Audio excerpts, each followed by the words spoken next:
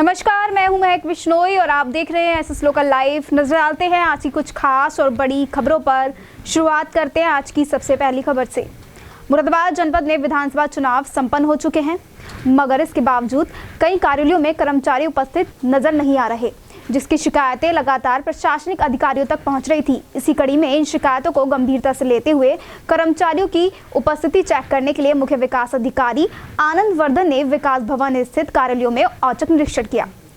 मुख्य विकास अधिकारी द्वारा विकास भवन स्थित कार्यालयों का औचक निरीक्षण किया गया। निरीक्षण के समय पंचायत विभाग में एक कार्यक्रम, सहकारिता विभाग में एक कर्मचारी, पीआरडी विभाग में एक कर्मचारी, आरईडी विभाग में एक कर्मचारी और सांख्यिकी विभाग में एक कर्मचारी, वैज्ञानिक अधिकारी के एक कर्मचारी, प्रोविजन विभाग में 2 कर्मचारी अनुपस्थित पाए गए। अनुपस्थित कर्मचारियों को 1 दिन का वेतन रोकने के निर्देश दिए गए। इसके अतिरिक्त विकास भवन स्थित शौचालयों की साफ सफाई हेतु संबंधित अधिकारियों को निर्देश जारी किया गया।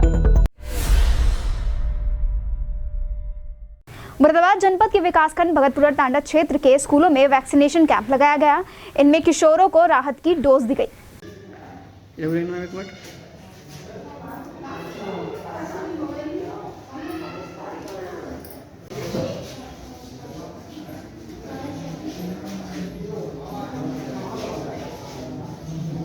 मुरादाबाद जनपद के विकासखंड भगतपुर टांडा क्षेत्र के स्कूलों में वैक्सीनेशन कैंप लगाया गया। इसमें किशोरों को राहत की डोज दी गई। दरअसल क्षेत्र के आधा दर्जन स्कूलों में किशोरों के टीकाकरण के लिए वैक्सीनेशन कैंप लगाया गया। साथ ही स्वास्थ्य कर्मियों की ओर से किशोरों को वैक्सीन लगाई गई। बता दें कि national public school Pipalsana, Baburam inter college Sardar Nagar, Ashfaq inter college Bhojpur, Alaul Haq inter college Hamirpur, Chaudhary Basant Singh Yadav inter college Dungarpur सहित 2 दर्जन स्कूलों में 25 से 18 वर्ष वालों को वैक्सीन लगाई गई। साथ ही सीएससी अधीक्षक अशरफ अली ने स्कूल प्रबंधक से वैक्सीनेशन में सहयोग की अपील की।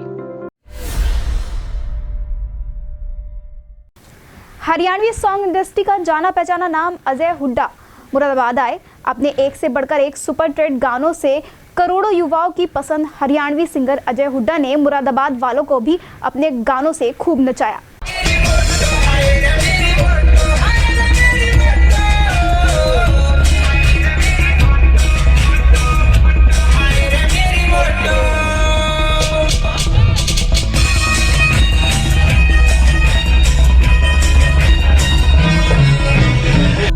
मशहूर हरियाणवी सिंगर अजय हुड्डा के गाने पर मुरादाबाद झूम उठा। उनकी आवाज का जादू दर्शकों के सिर चढ़कर बोला। गुलाबी ठंड में हुड्डा के गीतों ने हर किसी को मदहोश कर दिया। उनके गाने की अदा और स्टाइल पर युवाओं की दीवानगी देखते ही बनती थी। स्टेज पर आते ही उन्होंने हाय रे मेरी मोटो, छन छन बोले तेरी तागड़ी जैसे गाने गाए।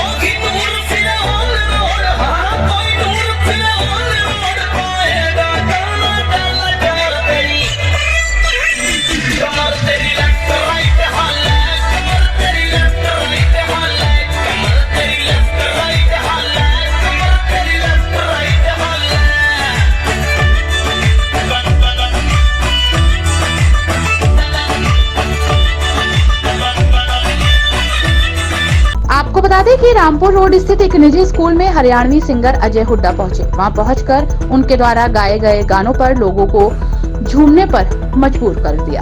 हरियाणा की मिट्टी में भी बेबाकपन और जिंदादिली है। इसी जिंदादिली को मशहूर गायक अजय हुड्डा ने अपने गानों में उतारा और इस मौके पर भारी संख्या में स्कूली छात्र और छात्राओं के साथ ही उनके परिजन भी मौजूद रहे। मुरादाबाद जनपद के ठाकुरद्वारा में कांग्रेस कार्यकर्ताओं ने लड़की हूँ लड़ सकती हूँ शक्ति अभियान के अंतर्गत नगर में डॉक्टर राम मनोहर लोहिया पार्क से पैदल मार्च निकाला। मुरादाबाद जनपद के ठाकुरद्वारा में कांग्रेस कार्यकर्ताओं ने लड़की हूँ लड़ सकती हूँ शक्ति अभियान के अंतर्गत नगर में डॉक्टर राम मनोहर लोहिया पार्क से पैदल मार्च निकाला। साथ ही मार्च नगर के मोहल्ला शनि बाजार, सब्जी बाजार, गंज विभिन्न मार्गों से होकर बाबूराम पाल सिंह द्वार से होकर ब्लॉक कार्यालय पर संपन्न हुआ। साथ ही इस दौरान पैदल मार्च में कांग्रेस प्रत्याशी सलमा आगा, शरीफ आजाद, मोइन कुरैशी, हाजी मोहम्मद उस्मान, हाजी जाकिर अंसारी, सलीम अहमद, मोहम्मद नावेद, इब्राहिम, सादिक सिद्दीकी आदि कांग्रेस कार्यकर्ता उपस्थित रहे। अपराध का ग्राफ शहर में लगातार बढ़ता जा रहा है। वहीं थाना सिविल लाइंस क्षेत्र की रहने वाली महिला ने अपने दामाद पर जानलेवा हमला करने का आरोप लगाया। अपराध का ग्राफ शहर में बढ़ता जा रहा है। थाना सिविल लाइन क्षेत्र की रहने वाली महिला ने अपने दामाद पर जानलेवा हमला करने का आरोप लगाया है।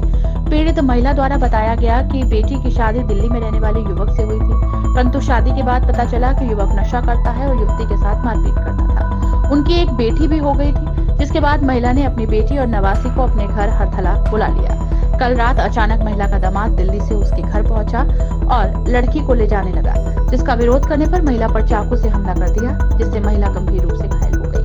कल वो आया और आके वो आराम से बैठा। मैंने उससे कहा कि तुझे नहीं आना चाहिए था मेरे घर।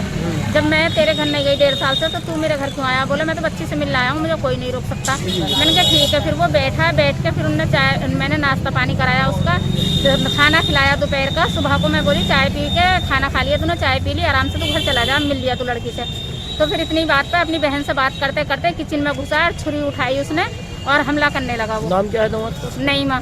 दामाद का क्या नाम है? फ़हीम सोनू। हाँ, पहले तो धमकी दी उसने। कोई विवाद चल रहा है पहले का? नहीं, बस यही इसी वजह से इन्होंने गलत प्रेशर डालते हैं मेरी बेटी पे कि जो तू भी नौकरी कर और ये कर और वो कर। शादी कितने समय हो गया? 5 साल हो गए, सन 2016 में हुई थी। क्या नाम है बेटी का आपकी? फरहा परवीन। अच्छा, कहाँ करी थी शादी? दिल्ली खानपुर। दिल्ली खानपुर में। हाँ। तो हमला आप पर कब हुआ है? ये हमला कल की बात है, कल दोपहर की। अच्छा, तो पुलिस ने पकड़ लिया उसे? पुलिस ने हाँ रंगे हाथों पकड़ लिया है उसको। और क्या नाम है जी, अब क्या चाहती हैं आप? मैं तो मुकदमा करना चाहती हूँ, बस डिवोर्स मेरी लड़की का फैसला कर दे। मैं तो इसीलिए मैंने रोक रखा है, मैं गंदी जगह नहीं भेजूंगी अपनी बेटी को, जब ऐसा माहौल है तो उस पर। वहीं अब देखना होगा कि पुलिस इस मामले को लेकर क्या कार्रवाई करती है। 22 जनवरी से देवगुरु बृहस्पति अस्त हो जाएंगे और 23 मार्च को उदय होंगे। इस दौरान सभी धार्मिक और मांगलिक कार्यक्रम बंद रहेंगे। विवाह के मुहूर्त फुलहरा दोष 4 मार्च को छोड़कर 15 अप्रैल से ही आरंभ होंगे। 22 फरवरी से देवगुरु बृहस्पति अस्त हो जाएंगे। 28 मार्च को ये उदय होंगे। इस दौरान सभी धार्मिक और मांगलिक कार्यक्रम बंद रहेंगे। विवाह के मुहूर्त फुलहरा दोष को छोड़ दो तो अप्रैल से ही प्रारंभ होंगे। दरअसल काकरखेड़ा निवासी पंडित अमन शर्मा ने बताया कि बृहस्पति ग्रह ज्ञान, गुरु, धर्म, विवाह, संतान वृद्धि के कारक है। धनु और मीन राशि के स्वामी हैं। ये 22 फरवरी को दोपहर 3:48 पर कुंभ राशि में अस्त हो जाएंगे। 28 मार्च की दोपहर 1:26 पर इसी राशि में उदय होंगे। उदय होने के बाद भी खरमास दोष के कारण नव संवत पर ही शुरू होंगे। इसके बाद ही मांगलिक कार्यक्रम आरंभ हो सकेंगे। विवाह के मुहूर्त 2 अप्रैल से ही प्रारंभ हो सकेंगे। वो पंचांग अनुसार दिनांक 24 फरवरी को ये सब जो मांगलिक कार्य हैं, जैसे विवाह है, जनेऊ है, मुंडन है, यज्ञोपवीत आदि जो संस्कार हैं, सब वर्जित हैं। इसके बाद ये सब कार्य बंद हो जाएंगे। क्यों हो जाएंगे बंद ये? क्योंकि बृहस्पति जो भगवान हैं, जो बृहस्पति हैं, वो देवताओं के गुरु हैं। उनकी अनुपस्थिति में या फिर अस्त हो जाने के बाद जो वैवाहिक कार्य हैं या फिर जो जनेऊ, यज्ञोपवीत आदि जो धार्मिक कार्य हैं, वह शुभ नहीं होते। अच्छा। यही मात्र एक कारण है। अच्छा, जो व्यक्ति इस बीच में शादी या कुछ शुभ कार्य करता है तो उसका क्या हानि होती है? हानि लाभ सब ईश्वर के हाथ है जी। लेकिन शास्त्रों के अनुसार इस समय बृहस्पति और शुक्र जो दो गुरु हैं, इनकी अनुपस्थिति में कोई भी शुभ कार्य पूर्ण रूप से शुभ नहीं माना जाता है। तो जो शुभ कार्य किए जाएंगे वो किस तारीख के बाद, कब से शुरू होंगे? इसके बाद 28 मार्च के बाद सन 2022 को पुनः जो गुरु हैं उदय होंगे पश्चिम पूर्व में। अच्छा। उसके बाद से ही यज्ञोपवीत और आपके विवाह संस्कार आदि ये शुभ कार्य प्रारंभ हो सकेंगे। साथ ही उन्होंने बताया कि बृहस्पति ग्रह 27 नक्षत्रों में से पुनर्वसु, विशाखा और पूर्वा भाद्रपद नक्षत्र के स्वामी हैं। इन्हें मांगलिक और शुभ कार्यों का भी कारक माना जाता है, इसलिए इनके अस्त होने पर शुभ और मांगलिक कार्यों की मनाही होती है। अब 28 मार्च के बाद ही मांगलिक कार्य और 2 अप्रैल के बाद ही विवाह के मुहूर्त आरंभ हो सकेंगे। इस खबर को देखकर हैरान रह जाएंगे, जहां कलेक्ट्रेट परिसर में एक युवक ने हाथ में डंडा लेकर जमकर हंगामा किया।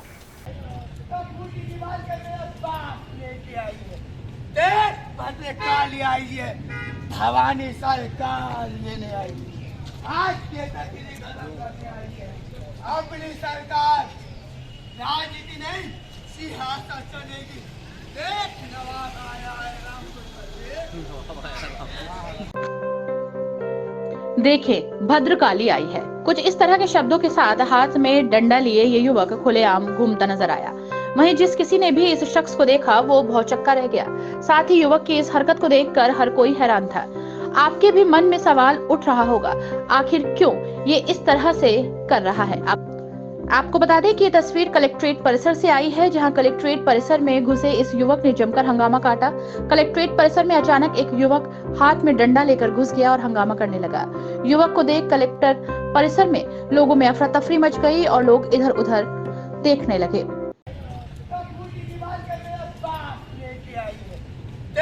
भद्रकाली आई है, भवानी सरकार लेने आई है, आज के तक इन्हें खत्म करने आई है। अपनी सरकार राजनीति नहीं सिंहासन चलेगी। देख नवाज आया है साथ ही बड़ा सवाल उठता है कि पुलिस कर्मियों की मौजूदगी में ये सब होता रहा, लेकिन किसी ने भी उस युवक को रोकने की कोशिश तक नहीं की। साथ ही उसकी इस हरकत से कोई घटना घट जाती तो उसका जिम्मेदार कौन होता। मुरादाबाद जनपद के लाइन पार स्थित चिड़ियाटोला में मां चामुंडा मंदिर बाबा श्री गोरखनाथ जी का प्रथम जागरण हुआ। रात्रि भर चले मां भगवती के प्रथम जागरण के बाद सुबह मां भगवती को लगाए गए प्रसाद को उपस्थित सभी श्रद्धालुओं में भंडारे के रूप में बांटा गया। मुरादाबाद जनपद के लाइन पार स्थित चिड़ियाटोला में मां चामुंडा मंदिर बाबा श्री गोरखनाथ जी का प्रथम जागरण हुआ।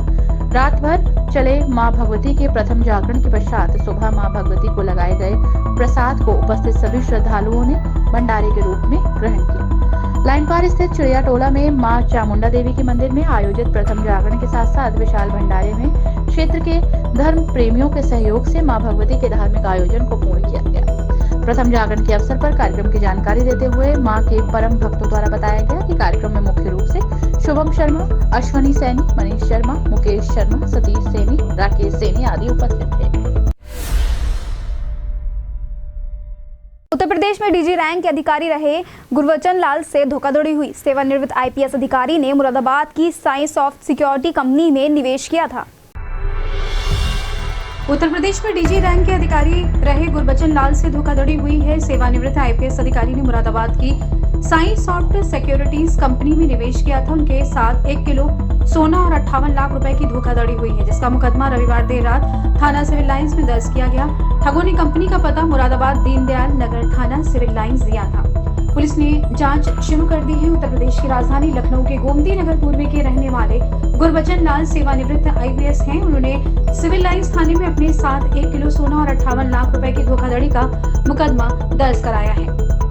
उन्होंने बताया कि साई सॉफ्ट सिक्योरिटीज लिमिटेड, जिसका पंजीकृत कार्यालय D24 दीनदयाल नगर थाना सिविल लाइन है, इसके निदेशक डॉक्टर मयंक दुबे हैं। इन्होंने व उनके साथियों ने षड्यंत्र रचकर धोखाधड़ी की है। उन्होंने बताया था कि हमारी कंपनी में निवेश करेंगे तो आपको अच्छा लाभांश मिलेगा। नियमित अंतराल पर लाभ का हिस्सा आपको मिलता रहेगा। इनके बैंक डीमेट खाते में वर्ष 2009 से 2012 तक विभिन्न तिथियों में अपने स्टेट बैंक ऑफ इंडिया के बचत खाते से चेक के माध्यम से 58 लाख का निवेश किया। इसके अलावा 1 किलो सोने का भी निवेश किया। इस लाभांश राशि पर मेरे द्वारा नियमानुसार आयकर का भुगतान भी किया गया। सर, एक रिटायर्ड आईपीएस अधिकारी से धोखाधड़ी का मामला है। सर, क्या मामला है?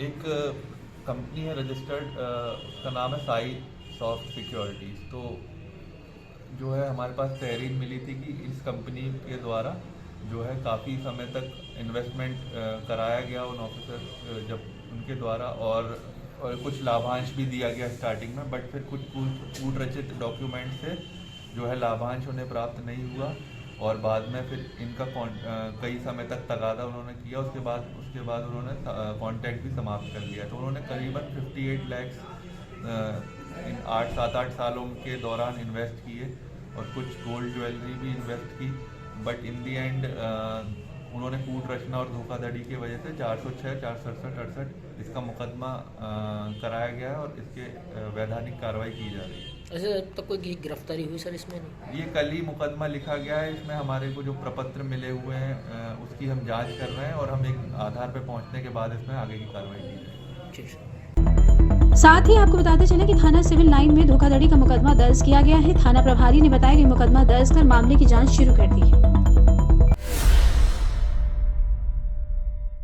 कांग्रेस की उत्तर प्रदेश प्रभारी प्रियंका गांधी के आह्वान पर कांग्रेसियों ने रैली निकाली और कांग्रेस की नीतियों से लोगों को रूबरू करवाया।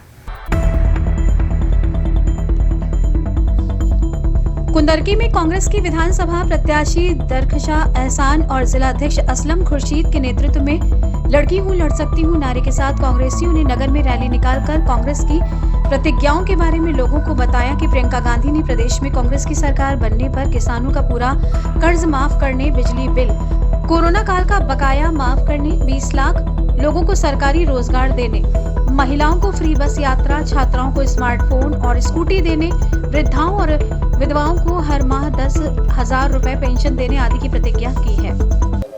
आज प्रियंका जी के आह्वान पर जो प्रतिज्ञाएं हैं, जो ये रैली निकाली गई है, उनकी प्रतिज्ञाएं प्रियंका जी के लोगों को तक पहुंचाने के लिए रैली निकाली है। इस रैली में बड़ी संख्या में महिलाएं, लड़कियां, लड़की हूँ लड़ सकती हूँ ये नारे लगाती हुई हमारे साथ पूरी बस्ती में घूमी। साथ ही रैली में मुख्य रूप से जिलाध्यक्ष असलम खुर्शीद, कांग्रेस प्रत्याशी दरखशा एहसान, चौधरी एहसान खां, चौधरी खां समेत बड़ी संख्या में महिलाएं और कांग्रेस के कार्यकर्ता और पदाधिकारी मौजूद रहे। दबंगों के कहर की घटनाएं लगातार बढ़ती जा रही हैं, जिससे साफ होता है कि इनमें पुलिस के प्रति कोई खौफ नहीं है। वहीं मुंडा पांडे थाना क्षेत्र के गांव हसनगंज में चुनावी रंजिश को लेकर दो पक्षों में जमकर मारपीट हुई। दबंगों के कहर की घटनाएं लगातार बढ़ती जा रही है, जिससे साफ होता है कि इनमें पुलिस के प्रति कोई खौफ नहीं। वहीं मुंडा पांडे थाना क्षेत्र के गांव हसनगंज में चुनावी रंजिश को लेकर दो पक्षों में मारपीट के बाद हवाई फायरिंग की गई, जिससे गांव में दहशत का माहौल बना हुआ है। पीड़ित पक्ष धर्मवीर सिंह पुत्र ओम प्रकाश सिंह निवासी हसनगंज थाना मुंडा पांडे का रहने वाला है। धर्मवीर सिंह ने बताया कि रामवीर सिंह पुत्र भारत सिंह, धर्मेंद्र सिंह पुत्र प्रेमपाल सिंह ने चुनावी रंजिश देखते हुए वर्तमान ग्राम प्रधान को अभद्र गालियां देते हुए जान से मारने की धमकी दे रहे थे। जब उन्होंने इन सब का विरोध किया तो गोविंद पुत्र प्रेमपाल रामवीर सिंह ने ईंटें रोड़े बरसाने शुरू कर दिए। इसमें उनकी बेटी निशा के सिर में ईंट लगने से गंभीर चोटें आई है। नहीं सर, आपस में हुआ था, यहाँ पे गाली गलौज कर रहे थे और बाकी लेके आ गए थे, तमंचा लेके आ गए थे, गोलीबाजी कर रहे। मैं वीडियो बना रहा था तो मेरे ऊपर भी हाथ छोड़ा है। किसकी चोट लगी इसमें? इसके सर निशा के लगी थी, दवाजी रोड़ा भी मारा था बगल के। क्या नाम उन लोगों का? निशा उनका जो मारे हुए उनका रामवीर सिंह, धर्मेंद्र और विनीत और गोविंद। इसी दौरान धर्मेंद्र सिंह ने अवैध तमंचे से हवाई फायरिंग शुरू कर दी। अवैध तमंचे से हवाई फायरिंग होता देख ग्रामीण अपने घर में घुस गए। वहाँ वो चाचा हमारे हुआ बैठे थे अकेले, खेत पे से आए थे तो वो आकर बदतमीजी करने लगे। कौन कौन लोग थे? धर्मेंद्र, गोविंद। अच्छा, आपके जगमोहन। आपके घर पे आके उन्होंने झगड़ मारपीट की थी कैसे? यस, घर पर आके की थी, गेट पे आ गए थे वो। अच्छा, फायरिंग वायरिंग की थी लोगों ने? और बहुत की थी, वो गोली भी चलाई थी। तो आपके सर में चोट कैसे लगी? वो अद्धा पिल गया, अद्धा मार रहे थे फेंक के वो। अच्छा, आपके घर पे मार रहे थे? यस। वहीं धर्मवीर सिंह ने अपनी बेटी निशा को घायल अवस्था में निजी अस्पताल में भर्ती कराया है और दबंग लोगों के खिलाफ थाना मुंडा पांडे में लिखित में तहरीर दी है। वहीं देखना अब ये भी होगा कि इस मामले को लेकर क्या कार्रवाई की जाती है। ठाकुरद्वार में वरिष्ठ पुलिस अधीक्षक के आदेश के अनुसार पुलिस अधीक्षक ग्रामीण और सकुशल दिशा निर्देश के साथ ही पुलिस अधिकारी पर्यवेक्षण में अपराधियों के विरुद्ध और आपराधिक घटनाओं को रोकने के लिए चलाए जा रहे अभियान के अंतर्गत पुलिस ने वाहन चोर गैंग का पर्दाफाश किया। ठाकुरद्वारा में वरिष्ठ पुलिस अधीक्षक के आदेशानुसार पुलिस अधीक्षक ग्रामीण के सकुशल दिशा निर्देश व पुलिस क्षेत्राधिकारी के पर्यवेक्षण में अपराधियों के विरुद्ध व आपराधिक घटनाओं को रोकने के लिए चलाए जा रहे अभियान के अंतर्गत कोतवाली पुलिस ने बीती रात 11 बजे मुखबिर की सूचना पर मारुति स्विफ्ट गाड़ी को रोकने का प्रयास किया। तो चालक भागने लगा। इस पर पुलिस ने एक व्यक्ति को मौके पर पकड़ लिया, जबकि उसके अन्य साथी पुलिस को चकमा देकर फरार हो गए। पकड़े गए आरोपी ने अपना नाम परवेज आलम उर्फ सोनू पुत्र रईस अहमद निवासी शरीफ नगर ठाकुर द्वारा बताया है। आरोपी के पास से एक आधा तमंचा मैग कारतूस बरामद हुआ और आरोपी ने बताया कि दिल्ली के शकरपुर थाना क्षेत्र में अपने साथियों के साथ मिलकर गाड़ी चोरी की है। आरोपी के पास से Maruti Swift, Santro car, Chevrolet Beat, 6 अदद नंबर प्लेट, 1 अदद तमंचा, 315 बोर व कारतूस 315 बोर का बरामद हुआ है। फरार आरोपी सबरेज और मुन्ना पुत्र रईस अहमद निवासी शरीफ नगर, मोहम्मद कासिम पुत्र नसीम अहमद निवासी नगर के मोहल्ला बहेड़ा वाला वार्ड नंबर 18 ठाकुर द्वारा खलील अहमद उर्फ पहलवान पुत्र सगीर अहमद निवासी जनता मजदूर कॉलोनी वेलकम दिल्ली की तलाश जारी है। एक सूचना मिली थी, फ्लैश हुई थी कि एक चोरी की गाड़ी है। कहीं भी गाड़ी चोरी होती है तो एक पुलिस में एक सिस्टम है कि हम लोग हर जगह वायरलेस के द्वारा सूचना देते हैं। उस सूचना पर हमारी पुलिस जो नियमित चेकिंग अभियान चलाती है, उसके दौरान ही ये गाड़ी चिन्हित की गई हमारी टीम द्वारा। उन लोगों ने गाड़ी को इंटरसेप्ट किया, उसको रोका, तो उसमें परवेज आलम नाम का एक व्यक्ति गाड़ी चलाता हुआ मिला। वो जिन लोगों के साथ, जिन साथियों के साथ मिल करके दिल्ली से गाड़ी चुराने का और उसको यहाँ सब जगह ला करके लोगों को दिग्भ्रमित करके उन्हें सही सूचना न दे करके, तथ्यों को छिपा करके कि ये सही गाड़ी है, यहाँ पर आसपास के क्षेत्र में बेचने का काम ये लोग करते हैं। कितने लोग पकड़े गए हैं साहब? इसमें अरेस्टिंग अभी एक की हुई है, बाकी लोग जो है उसके साथी जो है वो फरार है। कितने लोग शामिल हैं? चोरी के गिरोह में बेचने वाले और ये सब जोड़ेंगे तो ढेर सारे लोग इसमें हमेशा शामिल होते हैं, लेकिन इसमें जो इसने बताया है 3 लोग और इनके साथी हैं और उनकी भी पुलिस को तलाश है और शीघ्र ही उनकी भी हम लोग गिरफ्तारी करेंगे। वाहन चोर गिरोह का पर्दाफाश करने में प्रभारी निरीक्षक मोहित कुमार चौधरी, उप निरीक्षक आदेश कुमार, उप निरीक्षक Kuldeep Singh, constable Neetu Balyan, constable Gaurav Kumar, constable अफसर अली मौजूद रहे। गोकुलदास हिंदू गर्ल्स कॉलेज मुरादाबाद में आज राष्ट्रीय सेवा योजना की दोनों इकाइयों द्वारा प्राचार्य डॉक्टर चारू मेहरोत्रा के निर्देशन में प्रथम 1 दिवसीय शिविर का आयोजन किया गया। गोकुलदास हिंदू गर्ल्स कॉलेज मुरादाबाद में आज राष्ट्रीय सेवा योजना की दोनों इकाइयों द्वारा प्राचार्य डॉक्टर चारू मेहरोत्रा के निर्देशन में प्रथम 1 दिवसीय शिविर का आयोजन किया गया। शिविर का आयोजन लालबाग की 2 मलिन बस्ती में सामुदायिक समिति और राष्ट्रीय सेवा योजना के संयुक्त तत्वाधान में किया गया। प्रथम सत्र में छात्राओं ने ताली बजाकर घर घर जाकर लोगों के अपने आप को स्वस्थ बनाए रखने के लिए खान पान और निरंतर स्वास्थ्य परीक्षण के लिए जागरूक किया। साथ ही शिविर के दूसरे सत्र में जिला अस्पताल की डॉक्टर प्रियंका अग्रवाल द्वारा लोगों का जनरल चेकअप किया गया। साथ ही लोगों को फ्री दवाई का वितरण भी किया गया। साथ ही महाविद्यालय की प्राचार्य प्रोफेसर चारू मेहरोत्रा ने अपने संबोधन में कहा कि लोगों को अपने स्वास्थ्य से कोई खेल नहीं करना चाहिए। अभी देश कोरोना जैसी बड़ी बीमारी से लड़ रहा है, जिससे भी उन लोगों को एक सीख मिली है कि हल्की सी खांसी जुकाम के लिए भी बिना चिकित्सक के परामर्श के कोई दवा नहीं लेनी चाहिए और सरकार द्वारा आयुष्मान योजना चालू की गई थी, जिससे सबका 5 लाख तक का इलाज भी मुफ्त हो सकता है। साथ ही उन्होंने स्वयं सेविकाओं को शिविर की शुभकामनाएं देते हुए कहा कि सबका स्वयं सेविका के रूप में प्रमुख कार्य है कि लोगों को अपने स्वास्थ्य के प्रति जागरूक करें। साथ ही प्रोफेसर चारू मेहरोत्रा ने बस्ती के लोगों को मास्क बांटकर लोगों को मास्क पहनने के लिए जागरूक किया। साथ ही शिविर का संयोजन और संचालन डॉक्टर अंशु सरीन और राष्ट्रीय सेवा योजना के कार्यक्रम अधिकारी डॉक्टर रेणु शर्मा और डॉक्टर शिफाली अग्रवाल द्वारा किया गया। हिंदू गर्ल्स कॉलेज की तरफ से ये चिकित्सा शिविर आयोजित किया गया है और ये हमारे यहाँ की जो एनएसएस की इकाई है उसके द्वारा और दूसरी एक समिति है उसके द्वारा मिलकर ये कार्य किया गया है। और ये जो एरिया है ये मलिन बस्ती के अंतर्गत आता है और यहाँ के लोगों को उनके घर तक सुविधा मिले या उनकी जो बेसिक जो शुरुआती दौर में जो कुछ अगर रोग हो तो उसकी जांच के लिए ये टीम हमने गवर्नमेंट हॉस्पिटल से बुलवाई है और ये लोग अपने उसके विशेषज्ञ हैं और यहाँ पर उन आम बीमारियों के बारे में जो लोग मरीज़ यहाँ आएंगे उनको देखेंगे और उससे संबंधित उन्हें दवाइयाँ भी दी जाएंगी। यहाँ पर भविष्य में भी ऐसे प्रयास किए जाएंगे ये हमारे निरंतर हर साल हर वर्ष क्योंकि ये एरिया हमारे कॉलेज की एनएसएस की इकाई ने गोद ले रखा है।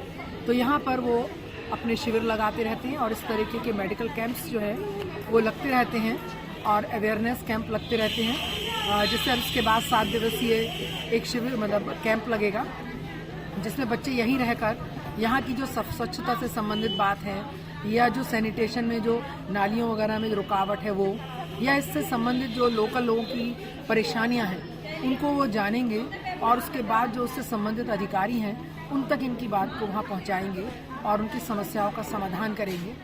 इस कार्य का जो है शुरुआत अब अगले हफ्ते से ये लोग कर लेंगे। वहीं कार्यक्रम में सह संयोजिका डॉक्टर कविता भटनागर, डॉक्टर सीमा गुप्ता, डॉक्टर आंचल गुप्ता, डॉक्टर करुणा आनंद, डॉक्टर इंदु सिंह राजपूत, डॉक्टर प्रीति पांडे, डॉक्टर प्रेमलता कश्यप का कार्यक्रम में सराहनीय योगदान रहा। नशे की लत ने एक युवक को हैवान बना दिया। उसने पड़ोसी के 3 साल के बच्चे का अपहरण कर लिया और परिवार से फिरौती मांगी। रकम न मिलने पर बालक की गला दबाकर हत्या तक कर डाली। नशे की लत ने एक युवक को हैवान बना दिया। उसने पड़ोसी के 3 साल के बच्चे का अपहरण कर लिया और परिवार से फिरौती मांगी। रकम न मिलने पर बालक की गला दबाकर हत्या कर दी।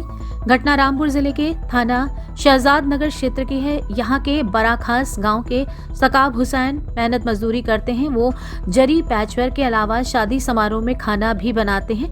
उनके पड़ोस में रहने वाला रिजवान भी मेहनत मजदूरी करता है, लेकिन उसे नशे की लत हो गई थी। वो अपनी सारी कमाई नशे में उड़ा देता था।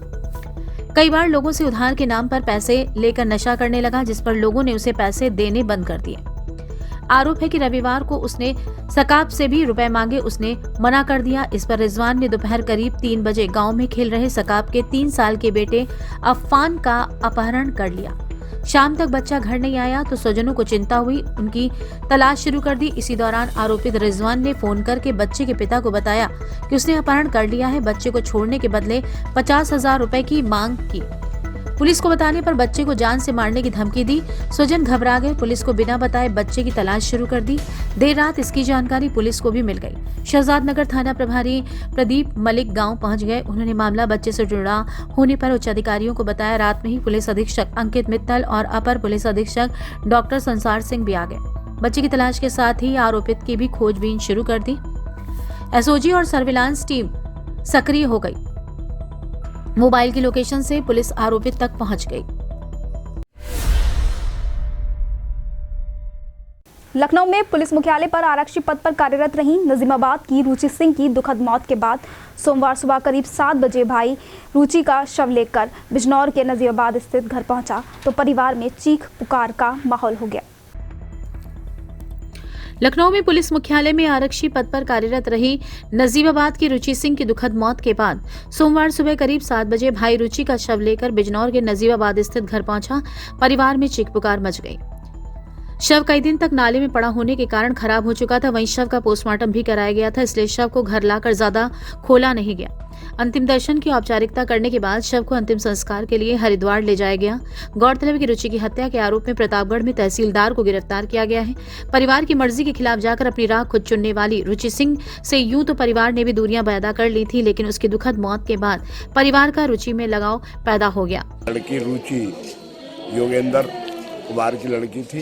इसका सिलेक्शन पुलिस में 2019 में हुआ था और ये पहले पोस्टिंग थाने में मिली। उसके बाद लखनऊ जो हेड ऑफिस है डीजीपी उस कार्यालय में सर्विस कर रही थी और इसकी हत्या जो है जघन्य अपराध हुआ है इसकी बच्ची के साथ और पूरा गांव जो है रोष व्याप्त है और पूरे गांव और पूरा परिवार ये चाहता है कि जो जिसने ये जघन्य अपराध कराया उसको जो है कड़ी से कड़ी सजा और सजाए मौत मिले उसे, ताकि भविष्य में इस तरह की कोई बेटियों के साथ लड़कियों के साथ इस तरह की घटना न घट सके।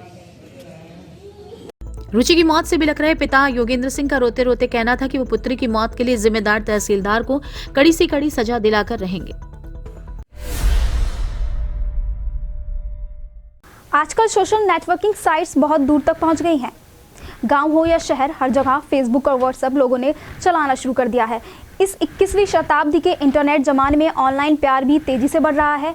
ऐसी एक कहानी मुरादाबाद से सामने आई है, जहां एक युवती को सीतापुर पीएससी में तैनात कांस्टेबल से ऑनलाइन फेसबुक पर प्यार हो गया। फेसबुक पर जान पहचान, फिर दोस्ती और फिर मामला प्यार तक पहुंच गया, जिसके बाद में तकरार आई।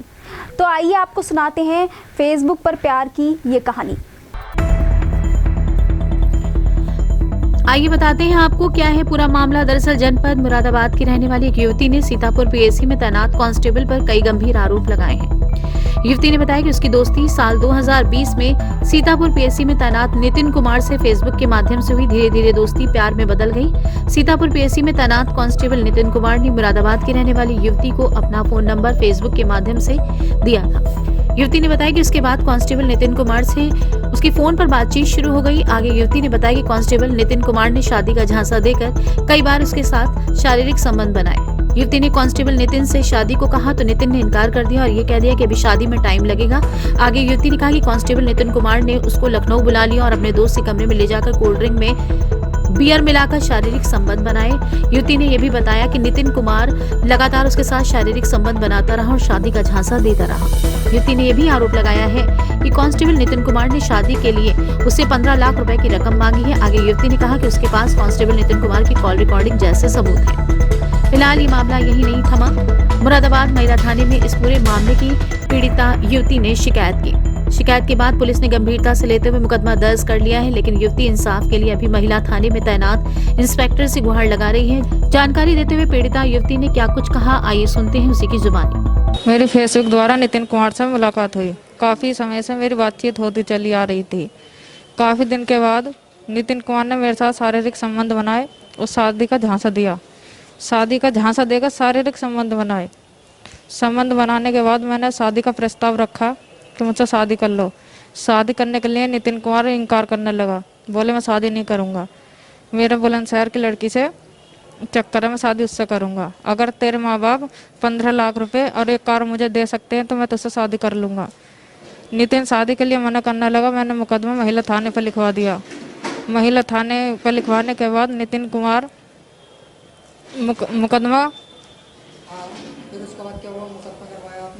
मुकदमा करवाने के बाद नितिन कुमार ने मुझसे शादी कर ली। शादी करने के बाद में मुझसे मुकदमा वापस लिवा लिया। बोले अगर मैं तुझसे शादी करूंगा तो मुकदमा वापस लेना पड़ेगा। तो मैंने मुकदमा वापस ले लिया। नितिन ने मुझे मीठी मीठी बातों में फंसा लिया। फंसाने के बाद में कहने लगा कि इस मुकदमे को वापस करना पड़ेगा। मैंने मुकदमा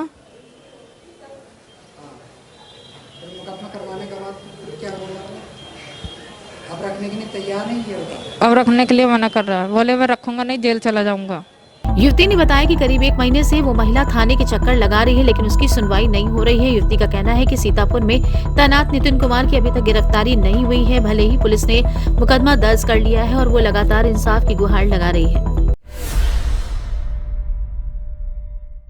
अमरोहा मंडी समिति स्थित मतगणना केंद्र का जिलाधिकारी के त्रिपाठी ने निरीक्षण किया और व्यवस्थाओं का जायजा लिया।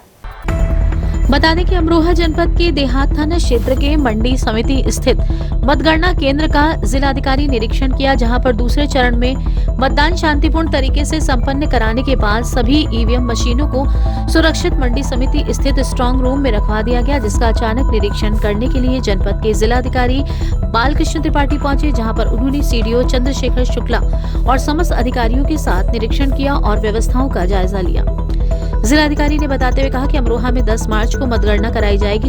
विधानसभा की मतगणना अमरोहा की मंडी समिति स्ट्रांग रूम के पास स्थल में होगी, जहां पर सभी विधानसभाओं की मतगणना को लेकर अधीनस्थों को निर्देशित किया जा चुका है। वहां पर मतगणना की तैयारी शुरू कर दी गई है। वेटिंग का कार्य पूर्ण हो गया है, जिस पर जिलाधिकारी ने सभी को शांतिपूर्ण तरीके से मतगणना संपन्न कराने के निर्देश दिए हैं।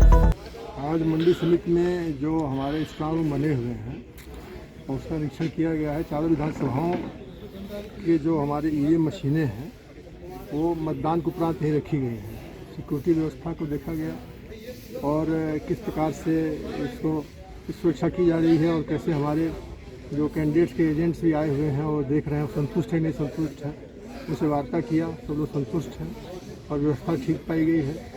कितने राउंड तक मतगणना चलेगी और कितने कार्मिक इसमें लगाए गए हैं? मतगणना देखिए, एक राउंड में 14 टेबल की 14 बूथ की मतगणना होगी और अधिकतम हमारे पास जो है 420 बूथ हैं, धनौरा में है।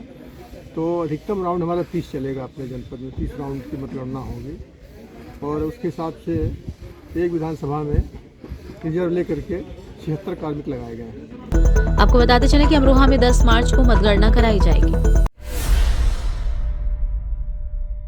अमरोहा के उत्तरासी मार्ग पर गांव कलाली के नजदीक रास्ते में झाड़ियों के बीच नवजात का शव मिलने से हड़कंप मच गया। अमरोहा के अतरासी मार्ग पर गांव कलाली के नजदीक रास्ते में झाड़ियों के बीच नवजात का शव मिलने से हड़कंप मच गया। कुत्तों के नोचने से शव 2 हिस्सों में बटा था। ग्रामीणों की मौजूदगी में मौके पर पुलिस पहुंची और छानबीन की, लेकिन कुछ पता नहीं चल सका। देर रात शव को दबा दिया गया। दरअसल मामला रजबपुर थाना क्षेत्र के गांव कलाली का है। रविवार शाम अतरासी अमरोहा मार्ग स्थित गांव के रास्ते से गुजर रहे ग्रामीणों ने सड़क किनारे झाड़ी में नवजात का धड़ पड़ा देखा तो दंग रह गए। शव पॉलीथीन में लिपटा था। कुत्तों के नोचने पर शव 2 हिस्सों में बट गया था। सूचना गांव में फैलते ही मौके पर ग्रामीणों की भीड़ जमा हो गई। सूचना पर थाना पुलिस भी मौके पर पहुंच गई। ग्रामीणों से मामले की जानकारी ली। एसओ रमेश सहरावत ने बताया कि नवजात के शव को दबा दिया गया है। गांव में चर्चा है कि किसी बिन ब्याही मां ने उसे जन्म देने के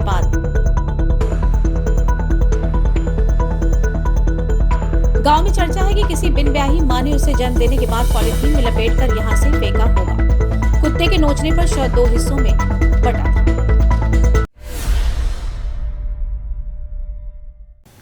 बिजनौर में अपराध व अपराधियों के विरुद्ध चलाए जा रहे अभियान के क्रम में थाना हीमपुर पुलिस को बड़ी कामयाबी मिली है। पुलिस ने मुखबिर की सूचना पर मुंडाल तिराहे के पास से चेकिंग के दौरान 5 शातिर चोरों को गिरफ्तार किया है। बिजनौर में अपराध व अपराधियों के विरुद्ध चलाए जा रहे अभियान के क्रम में थाना हीमपुर पुलिस को बड़ी कामयाबी हाथ लगी है। पुलिस ने मुखबिर की सूचना पर मुंडाल तिराहे के पास से चेकिंग के दौरान 5 शातिर चोरों को गिरफ्तार किया है और अभियुक्त शातिर किस्म के चोर हैं जो बिजली उपकरण व तार चोरी की घटनाओं को अंजाम देते रहते हैं। आरोपियों की निशानदेही पर 2 एल्बो ट्यूबवेल की तांबे, एल्युमिनियम के तार और सरकारी बिजली की लाइन के एल्युमिनियम के तार व अन्य सामान बरामद किया गया है, जिसकी कीमत लगभग 5 लाख रुपए है। आरोपियों द्वारा पूछताछ में बताया गया कि वो अपने निजी शौक पूरे करने के लिए चोरी की घटनाओं को अंजाम देते थे। एसपी डॉक्टर धर्मवीर सिंह ने चोरी का खुलासा करते हुए बताया कि थाना हीमपुर पुलिस को बड़ी कामयाबी हाथ लगी है। पुलिस ने 5 शातिर जुल्फिकार उर्फ जुल्लू, नौशाद, हसीन अहमद, शाकिब, जुल्फिकार उर्फ फिम्मन चोरों को 2 अवैध तमंचे, जिंदा कारतूस, चाकू और चोरी किए गए बोरिंग की मोटर, बिजली के तार कीमत लगभग 5 लाख रुपए सहित गिरफ्तार किया है। इनकी आपराधिक इतिहास खोलकर जेल भेजा जा रहा है और अन्य विधिक कार्रवाई कराई जा रही है। हेमपुर दीपा के थाना प्रभारी एवं उनकी टीम ने चोरों के 5 सदस्यों के गैंग को गिरफ्तार किया है। इनके द्वारा विगत 1 वर्ष से कई थाना क्षेत्रों में बिजली के तार, ट्यूबवेल के मोटर, तार एवं अन्य महत्वपूर्ण चीज़ें चोरी करते थे, जिससे किसानों में महीनों से आक्रोश था। आज 5 सदस्यीय गैंग की गिरफ्तारी हुई है। इनके कब्जे से अनेक सामान जो लगभग कीमत 5 लाख रुपए के बरामद हुए हैं। इनके गैंग का पंजीकरण होगा, हिस्ट्री शीट खोली जाएगी एवं गैंगस्टर एक्ट के तहत भी अभियोग पंजीकृत कराया जाएगा। वहीं अब देखना ये होगा कि क्या पुलिस की इस कार्रवाई से इस तरीके की घटनाओं पर अंकुश लगता है या नहीं।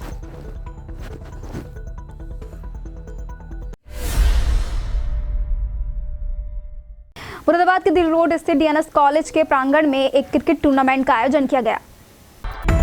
मुरादाबाद के दिल्ली रोड स्थित डीएनएस कॉलेज के प्रांगण में नॉकआउट 11 क्रिकेट क्लब के बैनर तले 30+ आयु वर्ग के क्रिकेटर्स का टूर्नामेंट आयोजित हुआ।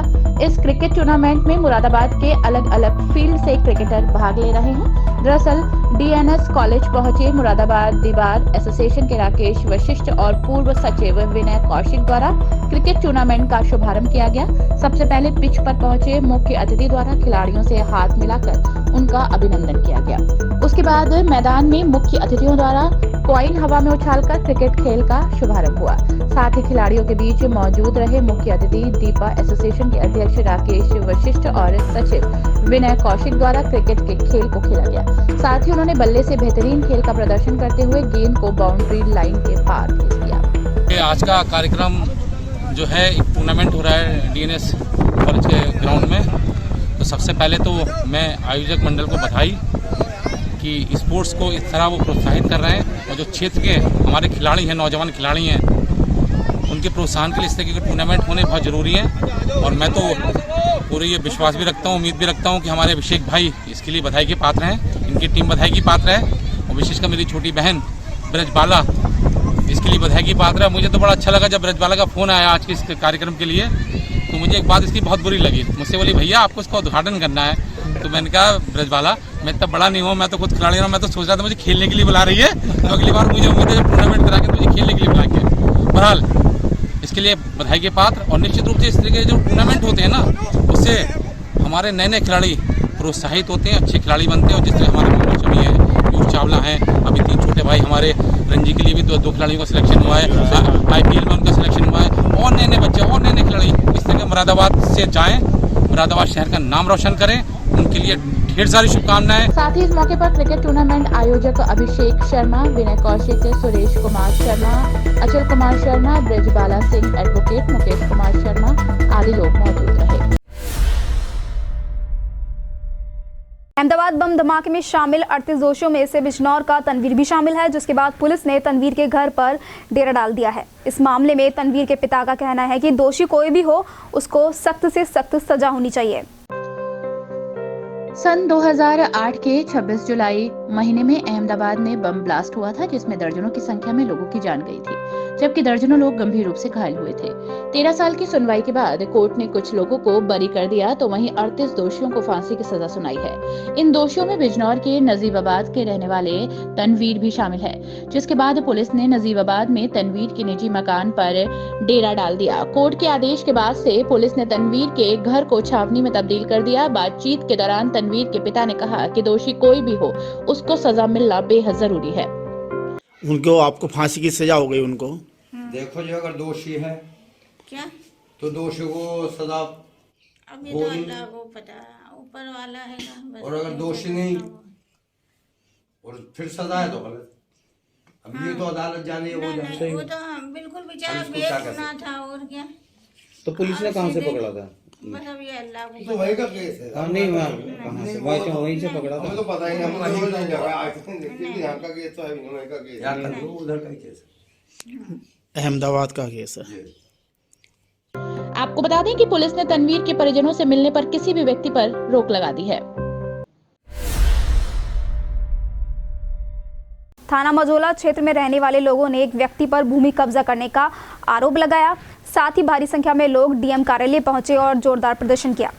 थाना मझौला क्षेत्र में रहने वाले लोगों ने एक व्यक्ति पर भूमि कब्जा करने का आरोप लगाया है। साथ ही भारी संख्या में लोग डीएम कार्यालय पहुंचे और वहां उनके द्वारा जोरदार प्रदर्शन किया गया। जानकारी करने पर उनके द्वारा बताया गया कि लाकड़ी पुलिस चौकी के सामने उनकी भूमि पर किसी व्यक्ति द्वारा रातों रात मिट्टी डालकर अवैध कब्जा किया जा रहा है, जिससे उनकी खेती की जमीन बर्बाद हो रही है और खेत में मिट्टी डालकर उसमें प्लॉटिंग की जा रही है। सर, हमारी 12.5 बीघे का तालाब है, जिस पर अवैध कब्जा हो रहा है। कुछ भूमाफिया कब्जा कर रहे हैं उस पर, और बाउंड्री वॉल बनाकर तैयार कर दिया गया है। सड़क निकाल दी गई है पहले से ही। तो हमें न्याय चाहिए, हमें हमारी जगह वापस चाहिए। कौन लोग हैं वो जो कब्जा कर रहे हैं? जो वो अजय अग्रवाल हैं, एक बहुत बड़े प्रॉपर्टी है, बहुत बड़े आदमी हैं वो। किसी पार्टी से भी हैं क्या वो? नहीं, पार्टी से तो नहीं पता, मगर हैं सारी जगह ही वही खरीदते आ रहे हैं उधर की। कहाँ के रहने वाले? लाकड़ी। कहाँ के रहने वाले हैं वो? पीली कोठी पर रहते हैं। अच्छा, लाकड़ी में किस जगह का मामला है? ये पुलिस चौकी के सामने। आज कहाँ आए हैं आप लोग? अब डीएम सर से बात करने के लिए आए थे। उन्हें हमने एप्लीकेशन दिए कि हमें न्याय चाहिए। वहीं अब देखना होगा कि इस मामले को लेकर क्या कार्रवाई होती है। बिजनौर जनपद में बेखौफ बदमाशों का कहर लगातार जारी है। ये बदमाश आए दिन किसी न किसी हत्या की वारदात को अंजाम दे रहे हैं। ऐसा ही एक मामला थाना कोतवाली देहात क्षेत्र से सामने आया है, जहां अज्ञात बदमाशों ने एक युवती की गला दबाकर हत्या कर दी, जिससे इलाके में सनसनी फैल गई। बिजनौर जनपद में बेखौफ बदमाशों का कहर लगातार जारी है। ये बदमाश आए दिन किसी न किसी हत्या की वारदात को अंजाम दे रहे हैं। ऐसा ही एक मामला थाना कोतवाली देहात क्षेत्र से सामने आया, जहां अज्ञात बदमाशों ने एक युवती की गला दबाकर हत्या कर दी, जिससे इलाके में हड़कंप मच गया। दरअसल डेहरी गांव निवासी एक युवक अपनी बेटी को घर पर अकेला छोड़कर शादी समारोह में गया हुआ था। परिजनों की गैर मौजूदगी में अज्ञात बदमाशों द्वारा मौके का फायदा उठाया गया और युवती की हत्या कर दी गई। साथ ही आसानी से वो भाग निकले। वहीं शादी समारोह से लौटे परिजनों ने देखा तो उनकी बेटी बिस्तर पर मृत अवस्था में पड़ी हुई है, जिसे देखकर परिवार में चीख पुकार मच गई। कौन से गांव के निवासी हैं? अच्छा, ये जो यहाँ पर हत्या हुई है एक लड़की की, कितनी उम्र की थी और किस तरह से घटना हुई? जी 16। अच्छा, आप क्या लगते हैं इनके? पापा लोग। अच्छा, आपकी लड़की थी जी। तो ये कैसे हुई हत्या? कुछ बस साहब, मतलब मैं तो सुबह का टाइम आया, शादी में गया हुआ था।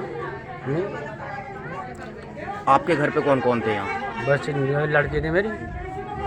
अकेली लड़की थी घर पे? कोई और नहीं था यहाँ? बस और कोई नहीं था। ठीक है, ठीक है।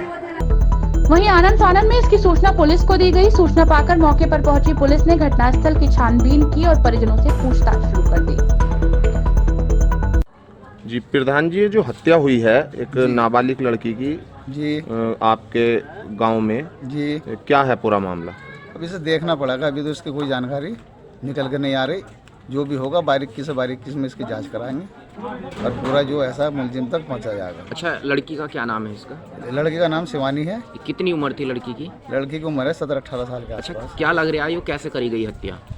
अब इसका तो ऐसा है कि जब मतलब कैसे करी गई है? लटका के क्या है? लटका के तो नहीं, इसके गले पे निशान है, गले में रुपट्टे का निशान है जो है। मौके पे देखा गया वो तो सब फोटो वोटो भी है। अब जो भी है इसका बारीकी से ढूंढा जाएगा। तो लड़की क्या? ठीक। फिलहाल पुलिस ने शव को कब्जे में लेकर पोस्टमार्टम के लिए भेज दिया है और मामले की जांच शुरू कर दी है। कई बार बच्चे खेल के दौरान कई बड़े हादसों का शिकार हो जाते हैं और उनकी जान पर बन आती है। वहीं एक मासूम के साथ एक दर्दनाक हादसा उस वक्त हुआ जब थाना नागफनी क्षेत्र के दौलत बाग में कबूतर पकड़ने गया बच्चा छत से गिर गया। कई बार बच्चे खेल के दौरान कई बड़े हादसों के शिकार हो जाते हैं और उनकी जान पर बन जाती है। वहीं एक मासूम के साथ एक दर्दनाक हादसा उस वक्त हुआ जब थाना नागफनी क्षेत्र के दौलत बाग में कबूतर पकड़ने गया बच्चा छत से गिर गया, जिसमें वो गंभीर रूप से घायल हो गया। इसको परिजनों ने तुरंत जिला अस्पताल में भर्ती कराया। बच्चे की हालत गंभीर बताई जा रही है। घटना की जानकारी देते हुए घायल परिजनों ने बताया कि कासिफ छत पर खेल रहा था, तभी अचानक उसका पैर फिसल गया और नीचे गिर गया। सिर में चोट लगने के कारण उसको तुरंत अस्पताल में भर्ती कराया गया, जहां उसका उपचार किया जा रहा है। जीने पे से गिर गया। छत पे से गिरा। कर रहे थे मतलब खेल वेल लिया था बच्चे के साथ, पैर पिछला होगा तो जीने पे से गिर गया। चोट कहाँ आई है? सिर पे ही है चोट, दिमाग में। गंभीर चोट। हालत कैसी है? हालत तो लोगों की ऐसी उल्टी कर रहा है। फिलहाल बच्चे की हालत गंभीर बताई जा रही है। आज बात एक ऐसे मंच की होने जा रही है जिससे ना जाने कितने ही युवाओं को उनके अंदर छिपे हुए हुनर को पहचानने का मौका दिया है। यंगस्टर्स को उनके अंदर छिपी हुई कला को निखारने का मौका दिया है। जी हाँ, हम बात कर रहे हैं मुरादाबाद में आयोजित होने वाले अल्फाज अपने की। ये वो प्लेटफॉर्म है जो न केवल युवाओं के टैलेंट को समाज से रूबरू कराने का काम करता है, बल्कि उनमें आत्मविश्वास भी भरता है। कभी नींद में कभी होश में तू जहां मिला तुझे देख कर, न नजर मिली न जुबां हिली, यूं ही सर झुका के गुजर गए। ये दिल को छू लेने वाले शब्दों का पिटारा, ये सुरों की महफिल,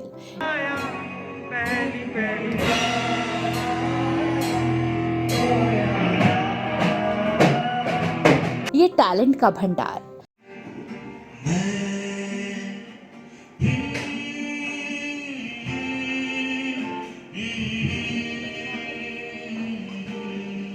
आज बात एक ऐसे मंच की जा रही है जिसने न जाने कितने ही युवाओं को उनके अंदर छिपे हुए हुनर को पहचानने का मौका दिया है।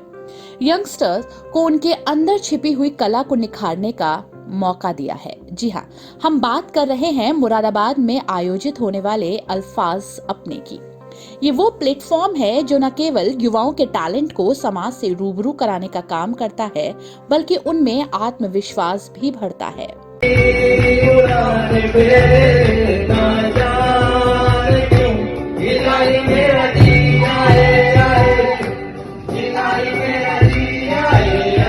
मुरादाबाद में युवा कवियों और कवित्रियों को मंच प्रदान करते हुए कदम बढ़ते नजर आ रहे हैं। इसी के चलते युवा प्रतिभाओं को लगातार आगे बढ़ाने के लिए अल्फाज द्वारा 7वें ओपन माइक कार्यक्रम का आयोजन किया गया।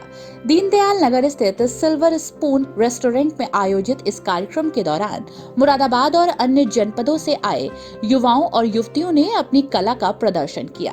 कार्यक्रम की अध्यक्षता अल्फाज की संस्थापिका अभिव्यक्ति सिन्हा, संचालन आकृति सिन्हा और मैनेजमेंट अमर सक्सेना ने की।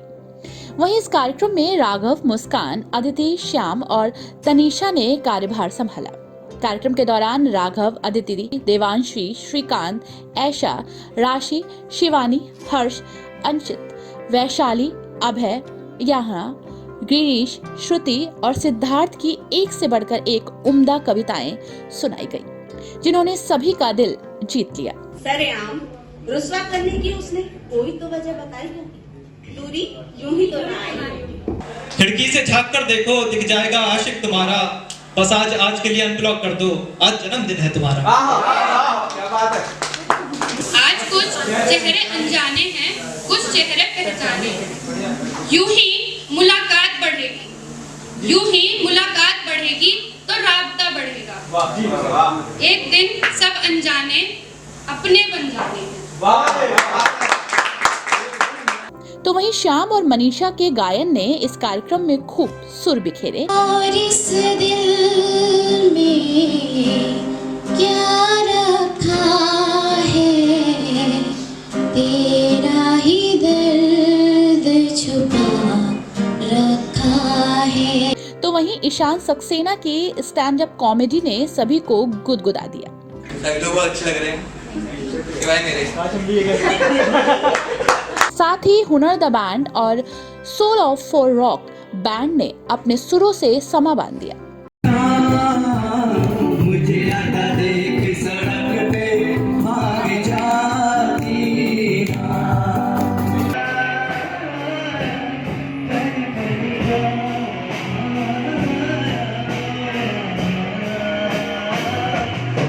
इसके साथ ही अभिव्यक्ति ने बताया कि अल्फाज युवा साथियों को उनकी कला और प्रदर्शन करने के लिए एक मंच प्रदान करता है, जहां वे बेझिझक अपना हुनर दिखा सकते हैं और अपने अपने क्षेत्र का नाम रोशन कर सकते हैं।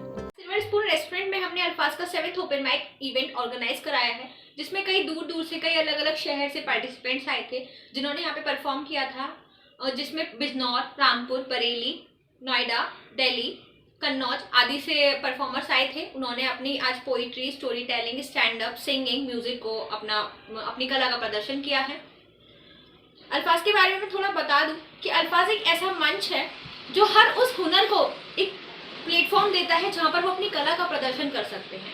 अब तक हम लोग सिर्फ पोइट्री, स्टोरी टेलिंग और स्टैंड अप पर सीमित थे, लेकिन आज हमने इसको एक्सप्लोर करते हुए, एक्सटेंड करते हुए सिंगिंग, म्यूजिक और रॉक बैंड तक पहुंचाया है। आज हर उस हुनर को एक मौका देता है, एक ऐसा मंच प्रदान करता है जहां पर वे अपनी नई पहचान बना सकते हैं और अपने क्षेत्र का नाम रोशन कर सकते हैं। तो अगर आपको भी अल्फाज से जुड़ना है तो आप अल्फाज के सोशल मीडिया प्लेटफॉर्म्स पर आके ज्वाइन कर सकते हैं, उसको फॉलो कर सकते हैं। आपको अपने हमारे नए इवेंट्स के बारे में अपडेट मिलती रहेगी। धन्यवाद। वहीं कार्यक्रम में मानसी, निशा, शोएब, मानव, साहिल, झलक, हर्षित आदि सभी श्रोता के रूप में मौजूद रहे।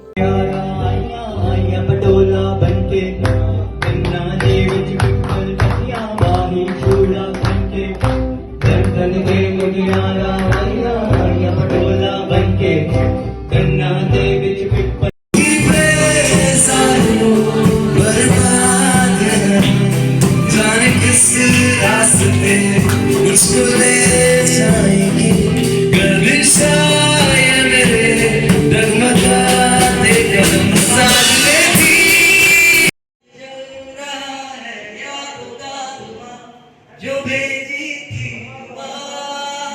वो जाके आसमां से यूं टकरा गई,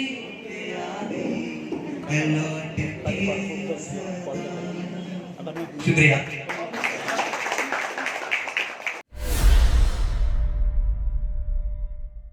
फिलहाल फिलहाल खबरों के सिलसिले में आज इतना ही। कल फिर मिलेंगे नई खबरों के साथ और आप बने रहिए एसएस लोकल लाइव के साथ। आपको बता दें कि आप हमारी ये सभी खबरें फेसबुक और यूट्यूब चैनल के माध्यम से भी देख सकते हैं और आप हमारा चैनल सब्सक्राइब करना ना भूलें। फिलहाल दीजिए इजाज़त, कल फिर मिलेंगे। धन्यवाद।